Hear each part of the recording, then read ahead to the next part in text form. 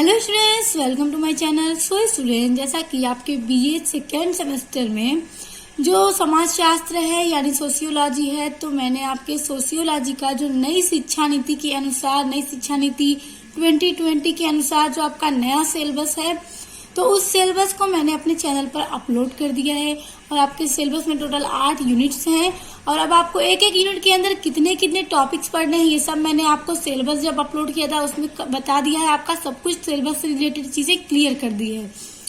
तो अगर अभी तक आपने सिलेबस नहीं देखा है अपना कि आपको क्या क्या पढ़ना है, तो उसका लिंक मैं आपको डिस्क्रिप्शन बॉक्स में दे दूंगी। तो देखिए, जो इसमें आपका यूनिट नंबर 1 है, भारत समाज की संरचना और संगठन, तो इसका एक पार्ट मैंने अपलोड कर दिया है। आज का वीडियो आपके यूनिट नंबर 1 का पार्ट 2 है। तो जो आपका पार्ट 1 था उसमें मैंने गांव और कस्बा इन दोनों टॉपिक को कवर कर लिया है पूरा नोट्स के साथ। उसके बाद जो आपका टॉपिक शहर और ग्रामीण शहरी संपर्क बचा है, इसको हम आज की वीडियो में कवर करेंगे। तो बहुत सारे स्टूडेंट्स के कमेंट आ रहे हैं कि मैम जल्दी से ये वाला पार्ट अपलोड कर दीजिए। तो देखिए स्टूडेंट्स, आजकल एग्जाम स्टार्ट हो गए हैं, बहुत सारी यूनिवर्सिटी में स्टार्ट हो गए हैं और बहुत में अभी स्टार्ट होने वाले हैं। तो मैं ज़्यादा इंपॉर्टेंट क्वेश्चंस की वीडियोस अपलोड कर रही थी स्टूडेंट्स के लिए, क्योंकि मुझे उसके भी कमेंट आ रहे थे। तो इस वजह से इस वीडियो में थोड़ा लेट हो गई है। तो आज की वीडियो में चलिए, आज आप अपना टॉपिक पढ़ लीजिए। तो देखिए, शहर है, इसको हम पहले पढ़ते हैं। देखिए, शहर या नगर, शहर कहिए या नगर कहिए, बात क्या है, एक ही है। फिर इंग्लिश में इसको क्या कहते हैं, इसको इंग्लिश में सिटी कहते हैं। तो देखिए, नगर या शहर से तात्पर्य ऐसे स्थान से है जहां व्यक्ति कृषि के अलावा अन्य व्यवसायों में व्यस्त हों। देखिए, नगर उस जगह को कहते हैं, ऐसे स्थान को कहते हैं जहां व्यक्ति कृषि या कृषि के अलावा, यानी जब आपने गांव पढ़ा था, जब मैंने आपको गांव पढ़ाया था, उसमें मैंने आपको क्या बताया था, जहां के लोगों की मतलब मुख्य व्यवसाय क्या है, कृषि है। और यहाँ पे नगर में मतलब सिर्फ कृषि नहीं होती, बल्कि उसके अलावा उद्योग धंधे भी होते हैं और यहाँ के लोग अन्य अलग अलग व्यवसायों में क्या है, बिजी होते हैं। यानी यहाँ पे कुछ लोग उद्योग धंधे करते हैं, किसी की दुकान होती है, किसी की शॉप, मतलब किसी के कोई ऑफिस में वर्क जॉब करता है। तो इसी तरह से यहाँ पे सिर्फ कृषि पर लोग निर्भर नहीं होते, यहाँ पे कृषि के अलावा और भी बहुत तरह के बिजनेस किए जाते हैं, क्योंकि नगर जो है वो बहुत बड़ा होता है और यहाँ की जनसंख्या भी बहुत ज्यादा होती है।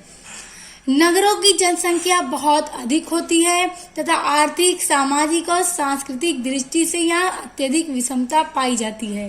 तो देखिए, जो नगरों की जनसंख्या है वो गांव और जो कस्बा आपने पढ़ा था उस दोनों से बहुत ज्यादा होती है, क्योंकि नगर बहुत बड़ा होता है। जैसे आप लोग देख सकते हैं, दिल्ली, मुंबई, ये सब क्या है, बड़े बड़े शहर हैं और यहाँ की जनसंख्या भी क्या है, बहुत ज्यादा है। तो देखिए, तथा आर्थिक, सामाजिक और सांस्कृतिक दृष्टि से यहाँ अत्यधिक विषमता पाई जाती है। देखिए, आर्थिक, सामाजिक और सांस्कृतिक दृष्टि का मतलब ये कि शहर में रहने वाले जो लोग हैं उनमें जरूरी नहीं कि सबकी आर्थिक जो स्थिति है वो सेम हो, यानी सब कोई पैसे में बराबर हो। कुछ लोग बहुत रिच भी होते हैं, कुछ लोग नहीं भी होते हैं।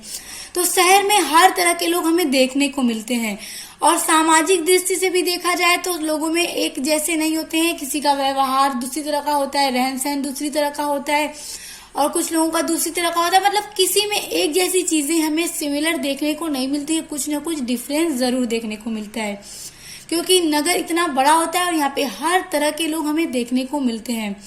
और सांस्कृतिक दृष्टि से देखा जाए तो शहर में रहने वाले लोगों का जो कल्चर है, रहते तो वो लोग एक ही शहर में हैं, लेकिन वहाँ के रहने वालों का जो कल्चर है वो सेम नहीं होता है। क्योंकि अगर गांव में देखिए तो गांव का जो कल्चर है वो एक ही होता है और सब लोग उसी कल्चर के हिसाब से अपनी जिंदगी गुजारते हैं। मगर शहरों में ऐसा नहीं होता, सबका अपना अपना अलग अलग कल्चर होता है। किसी की लाइफ स्टाइल दूसरी तरह की होती है, किसी की दूसरी तरह की होती है। तो यहाँ पर सब कुछ अलग होता है, मतलब सामाजिक, आर्थिक और सांस्कृतिक दृष्टि से यहाँ अत्यधिक विषमता पाई जाती है, यानी लोगों में एक जैसी चीजें हमें देखने को नहीं मिलती हैं। नगर या जीवन जीने का अपना एक विशिष्ट ढंग होता है। देखिए, नगर जीवन जीने का यानी जो लोग नगर में रहते हैं उनकी जो लाइफ स्टाइल होती है उनका अपना एक विशिष्ट ढंग होता है। यानी हर कोई अपने अपने हिसाब से जिसमें जो जितने में रहता है, जिसके पास जितना पैसा रहता है उस हिसाब से उसकी लाइफ स्टाइल क्या है, उतनी ज्यादा हाई होती है। यहाँ सामुदायिक भावना का अभाव पाया जाता है क्योंकि यहाँ व्यक्तियों के बीच द्वितीयक संबंध अधिक मात्रा में पाए जाते हैं। देखिए, जो नगर में रहने वाले लोग हैं उन लोगों के बीच में जो सामुदायिक भावना होती है उसकी कमी होती है, और यहाँ पर लोगों के बीच में जो एक दूसरे से संबंध है वो क्या है, वो द्वितीयक संबंध ज्यादा पाए जाते हैं यहाँ नगर में रहने वाले लोगों के बीच। शहर अथवा नगर अंग्रेजी के सिटी का हिंदी रूपांतर है। सिटी शब्द लैटिन भाषा के सिविटास से बना है। तो देखिए, ये बात आप लोग ध्यान रखिएगा कि सिटी शब्द किस शब्द से बना है।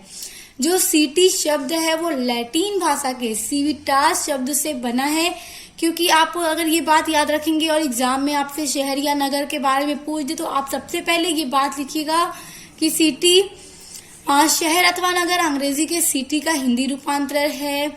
सिटी शब्द लैटिन भाषा के सिविटास से बना है। कभी कभी पूछ देता है कि जो सिटी शब्द है वो किस भाषा से बना है, तो लैटिन भाषा के सिविटास से बना है सिटी।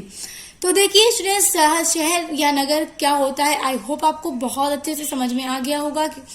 तो अब हम पढ़ेंगे शहर की परिभाषा, क्योंकि एग्जाम में अगर आपसे पूछ दे शहर क्या है तो सबसे पहले आप ये लिखिएगा शहर होता क्या है, आप शहर से क्या समझते हैं और आपको आई होप बहुत अच्छे से समझ में भी आ गया होगा। तो अब आप इसको बनाकर भी एग्जाम में लिख लेंगे। फिर इसके बाद कम से कम 2 विद्वानों की डेफिनेशन जरूर लिखिएगा। डेफिनेशन लिखने पे आपको एग्जाम में मार्क्स बहुत अच्छे मिलेंगे। तो देखिए, मैं आपको डेफिनेशन बता रही हूँ। देखिए, शहर की परिभाषा लुईस बर्थ के अनुसार। लुईस बर्थ एक व्यक्ति विद्वान रहे हैं जिन्होंने नगर पर अपनी एक परिभाषा दी है। ये कहते हैं कि समाजशास्त्रीय दृष्टिकोण से नगर की परिभाषा सामाजिक भिन्नता वाले व्यक्तियों के बड़े घने बसे हुए एवं अस्थायी निवास के रूप में की जा सकती है। देखिए, लुईस बर्थ का ये कहना है कि अगर हम समाजशास्त्री की दृष्टिकोण से पॉइंट ऑफ व्यू से देखें तो हम नगर को इस तरह से परिभाषित कर सकते हैं, या हम नगर को ये कह सकते हैं कि नगर में रहने वालों के बीच में सामाजिक भिन्नता पाई जाती है। जो कि मैंने अभी जब इसका अर्थ मैंने आपको बताया तो उसमें बताया कि क्या है, शहर में रहने वाले जो लोग होते हैं उनमें आर्थिक दृष्टि, सामाजिक और सांस्कृतिक दृष्टि से काफी ज्यादा चीजें डिफरेंस होती हैं। मतलब हमें नगर में रहने वाले लोगों में सारी चीजें एक जैसी देखने को नहीं मिलती हैं। तो लुईस बर्थ का यही कहना है कि नगर की परिभाषा सामाजिक भिन्नता वाले व्यक्तियों के बड़े, क्योंकि नगर क्या है, बड़ा होता है, घने बसे होते हैं, क्योंकि यहाँ की जो जनसंख्या वो ज्यादा होती है।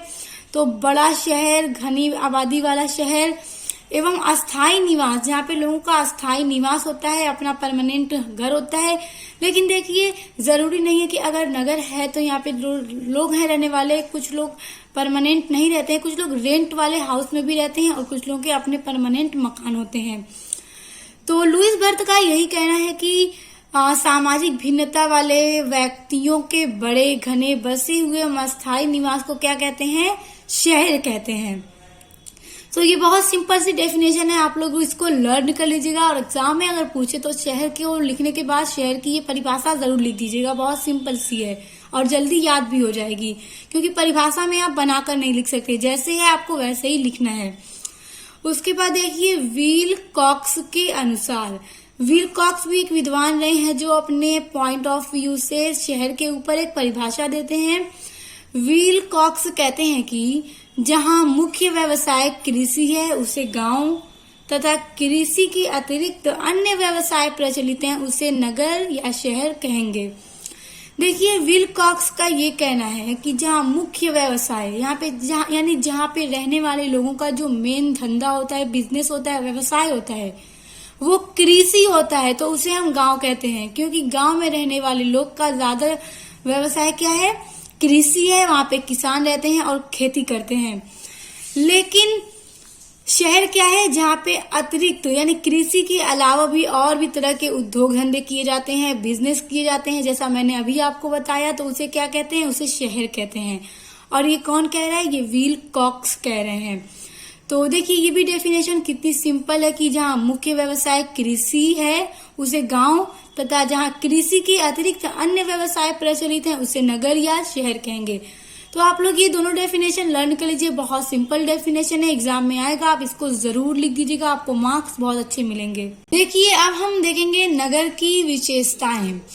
देखिए नगर का मैंने आपको अर्थ बताया, परिभाषा बताई। अब देखिए नगर की क्या क्या विशेषताएं होती हैं, क्या क्या कैरेक्टरिस्टिक्स हो सकते हैं।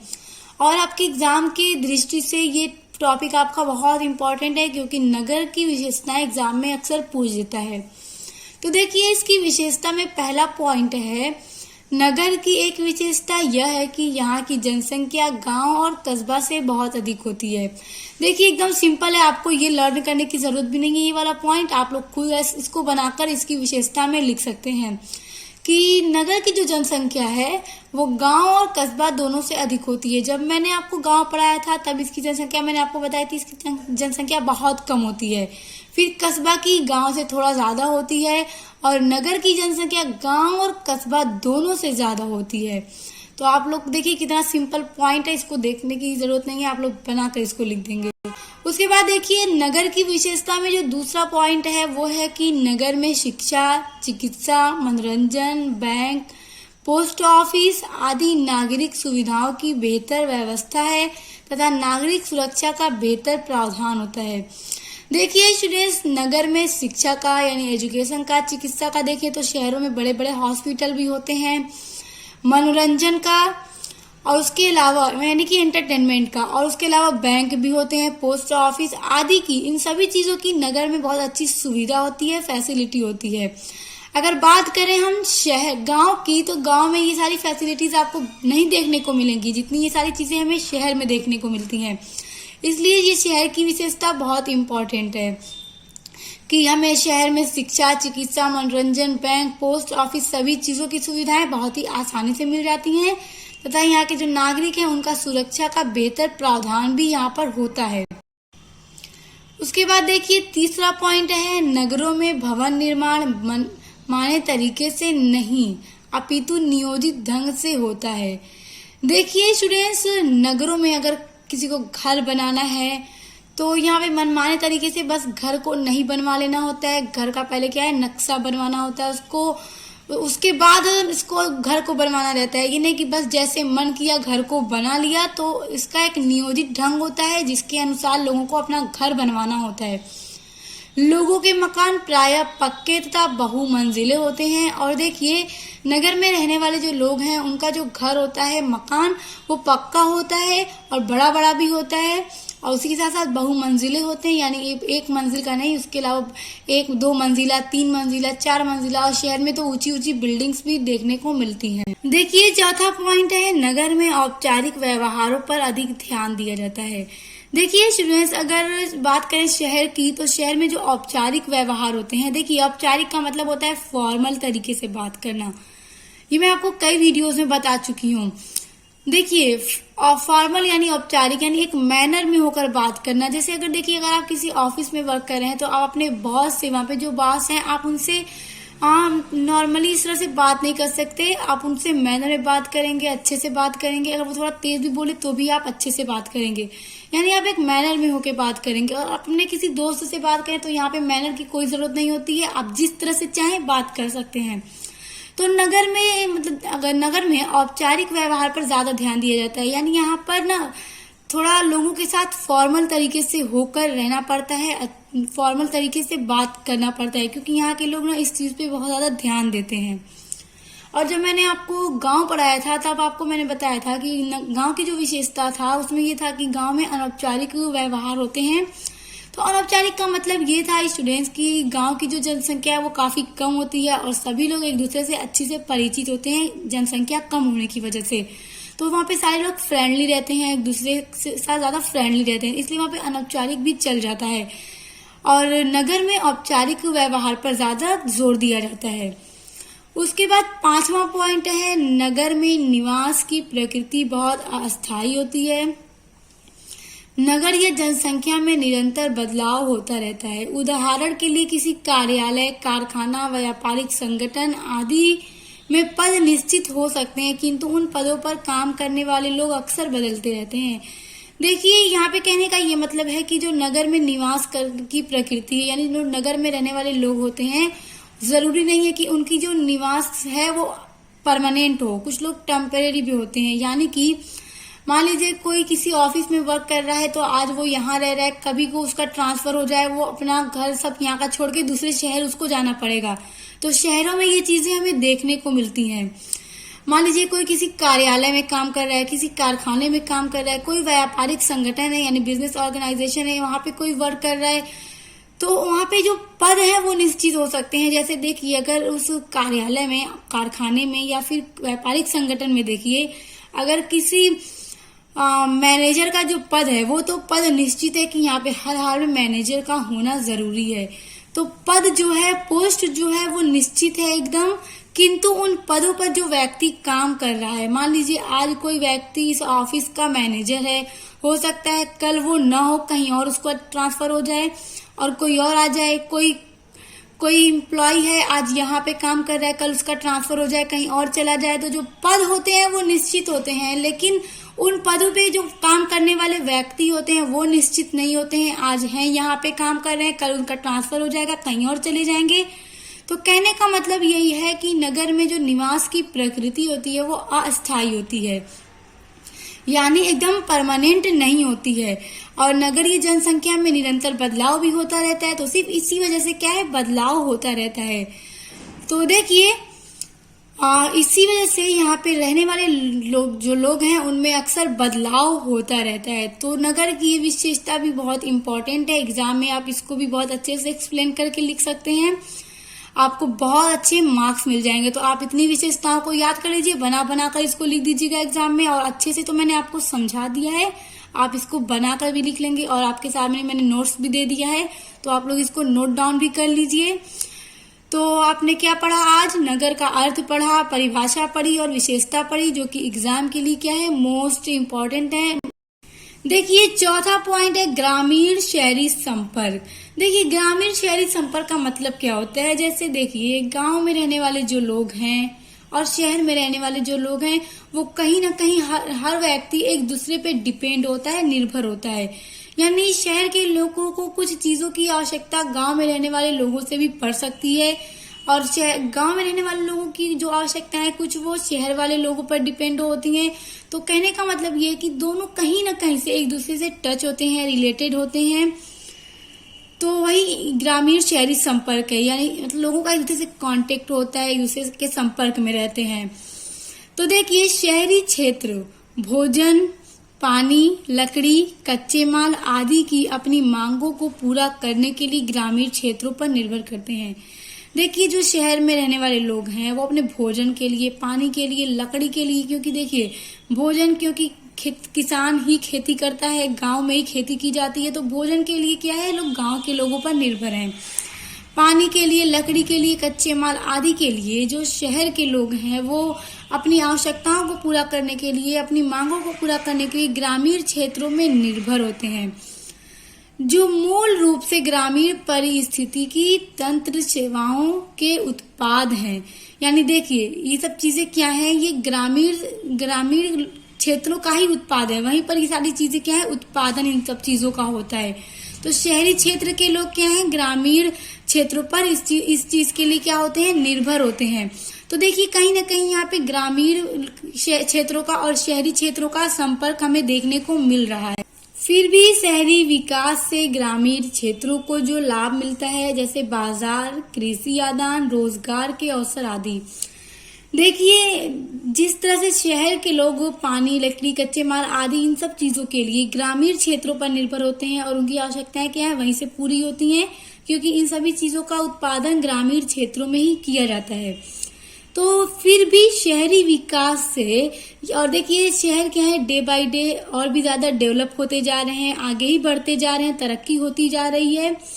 तो शहर का जब विकास हो रहा है तो जो ग्रामीण क्षेत्र हैं उनको भी लाभ मिलता है, यानी उनका भी फायदा होता है। अब कैसे फायदा होता है, जैसे देखिए बाजार, आज शहरों में जो बाजार है वो डे बाय डे बढ़ती रहती है, तो गांव के लोग अपनी चीजों को लाके शहर में बेचते हैं, तो इससे क्या उनको फायदा हो रहा है। कृषि का आदान करते हैं, कृषि करते हैं तो उसको भी शहरों में बेचते हैं, तो इससे भी क्या है, उनका फायदा हो रहा है। रोजगार के अवसर मिलते हैं, क्योंकि बहुत सारे गांव में रहने वाले ऐसे लोग हैं जो शहर जाकर काम करते हैं, क्योंकि शहर में रोजगार ज्यादा है, गांव में कम है। तो इससे क्या है, गांव के लोग भी कहीं ना कहीं शहरी क्षेत्रों पर डिपेंड होते हैं। कुछ चीजें उनका शहरों से पूरा होता है और शहर के लोगों की कुछ चीजें गांव से, ग्रामीण क्षेत्रों से पूरी होती हैं। तो इस तरह से हम देख सकते हैं कि जो ग्रामीण क्षेत्र है और शहरी क्षेत्र है, दोनों कहीं ना कहीं एक दूसरे से जुड़े होते हैं। सबकी सभी आवश्यकताएं, कुछ लोगों की गांव से, कुछ लोगों की शहर से, तो इन सबको पूरा करने के लिए लोग एक दूसरे से जुड़े होते हैं। देखिए, अब आपका अगला टॉपिक है ग्रामीण व नगरीय जीवन में अंतर। और ये बहुत इंपॉर्टेंट है, एग्जाम में पूछ देता है कि ग्रामीण क्षेत्र और नगरीय क्षेत्र, तो उसमें क्या अंतर है। तो देखिए, जो ग्रामीण शहरी संपर्क अभी पढ़ा आप लोगों ने, आई होप कि वो आपको बहुत अच्छे से समझ में आ गया होगा। अब एग्जाम में आज आए अगर आपके, तो आप लोग इसको जो मैंने बताया, आपको समझाया, उस तरह से आप लोग उसको एक्सप्लेन करके लिख दीजिएगा।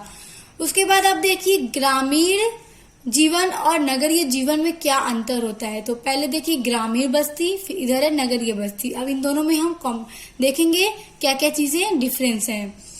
तो देखिए, ग्रामीण बस्ती में जो पहला पॉइंट है, यहाँ के लोग कृषि पर निर्भर होते हैं। देखिए, ग्रामीण क्षेत्र यानी जो गांव में रहने वाले लोग हैं, उनका मुख्य व्यवसाय क्या है, कृषि होता है, खेती करना होता है, क्योंकि गांव में ज्यादातर किसान रहते हैं। तो इसलिए यहाँ के लोगों का जो मुख्य व्यवसाय है वो कृषि है। यहाँ के लोग कृषि पर क्या है, निर्भर होते हैं। और अब देखिए नगरीय बस्ती, यहाँ के लोगों का मुख्य व्यवसाय उद्योग धंधा है। और देखिए शहरों के लोगों का क्या मुख्य व्यवसाय होता है, उद्योग धंधा होता है, अपनी अपनी फैक्ट्री होती है, अपना अपना प्रोडक्शन होता है। तो यहाँ पे लोग कृषि नहीं करते हैं, खेती नहीं करते हैं, यहाँ के लोगों का अपना बिजनेस होता है, उद्योग धंधा होता है। देखिए दूसरा पॉइंट है, गांव की जनसंख्या घनत्व कम होता है। देखिए ये मैं आपको बहुत बार बता चुकी हूँ कि गांव की जो जनसंख्या है वो बहुत कम होती है। और देखिए शहर की जनसंख्या क्या है, बहुत अधिक होती है। तो शहर की जनसंख्या घनत्व क्या है, अधिक होता है। तो इस तरह से इन दोनों के बीच में हम अंतर देख सकते हैं कि यहाँ गांव की जो जनसंख्या है वो कम होती है, शहर की जो जनसंख्या है वो ज्यादा होती है। अब तीसरा पॉइंट है, गांव में प्रदूषण कम फैलता है। और उसके बाद शहर में क्या है, यहाँ प्रदूषण अधिक फैलता है। तो देखिए स्टूडेंट्स, ये डिफरेंस भी एक बनता है इन दोनों के बीच में, ग्रामीण और नगरीय जीवन के बीच में। क्योंकि देखिए गांव में क्या है, बड़ी बड़ी फैक्ट्री नहीं होती है, ज्यादा यहाँ पे कार, बस और मोटरसाइकिल्स यहाँ पे बहुत कम होती हैं। तो इसलिए यहाँ पे होती नहीं है, क्योंकि प्रदूषण तो यहाँ पे फैक्ट्री हो ही नहीं सकती, क्योंकि गांव है, यहाँ की जनसंख्या कम होती है। उद्योग धंधे क्या है, शहर में ज्यादा किए जाते हैं। तो इसलिए यहाँ पे प्रदूषण बहुत कम फैलता है। और देखा जाए तो गांव के जो लोग हैं वो प्रकृति से बहुत ज्यादा करीब होते हैं, क्योंकि गांव में बड़े बड़े खेत होते हैं। जब सनसेट होता है, शाम में ठंडी ठंडी हवाएं चलती हैं, तो यहाँ के लोग जो है ना प्रकृति से बहुत ज्यादा संपर्क में रहते हैं, निकट रहते हैं, यानी कि बहुत नजदीक रहते हैं।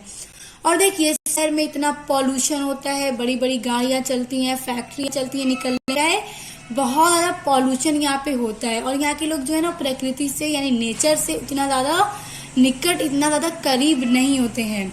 तो इस तरह से इन दोनों के बीच में क्या है, अंतर बनता है। तो आई होप स्टूडेंट्स कि आप लोग इन दोनों के बीच में अंतर समझ पा रहे हैं, क्योंकि काफी सिंपल पॉइंट्स मैंने आपके लिए बनाए हैं, ताकि आप लोग इन दोनों के अंतर को अच्छे से समझ जाए, फिर एग्जाम में लिख सकें।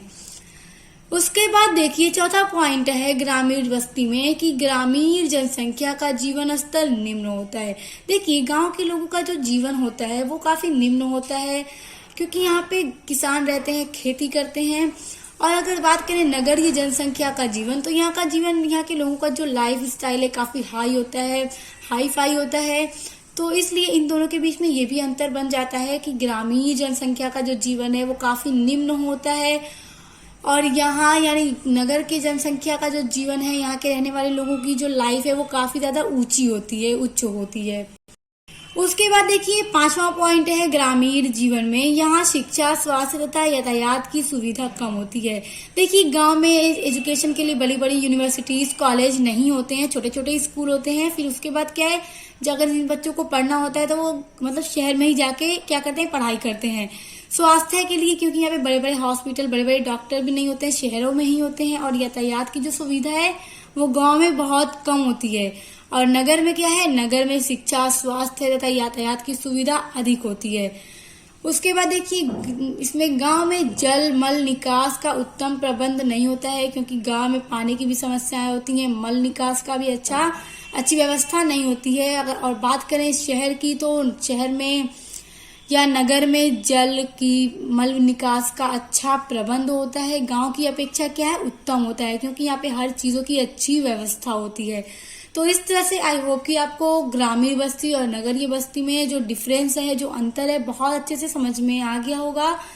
तो आज की वीडियो में हमने आपका नगर पढ़ा, नगर की परिभाषा पढ़ी, नगर की विशेषता पढ़ी, उसके अलावा जो ग्रामीण और शहर के बीच में जो संपर्क है और ग्रामीण और नगरों में, ग्रामीण जीवन और नगरीय जीवन में जो अंतर है, आज की वीडियो में हमने पढ़ा। एंड आई होप कि आपको बहुत अच्छे से समझ में भी आ गया होगा। तो स्टूडेंट समझ में आ गया तो वीडियो को लाइक कमेंट शेयर जरूर कर दीजिएगा, और अपने आगे की सभी यूनिट्स को पढ़ने के लिए आप चैनल को सब्सक्राइब करके बेल आइकन को प्रेस कर लीजिएगा। तो अब मिलते हैं नेक्स्ट वीडियो के साथ।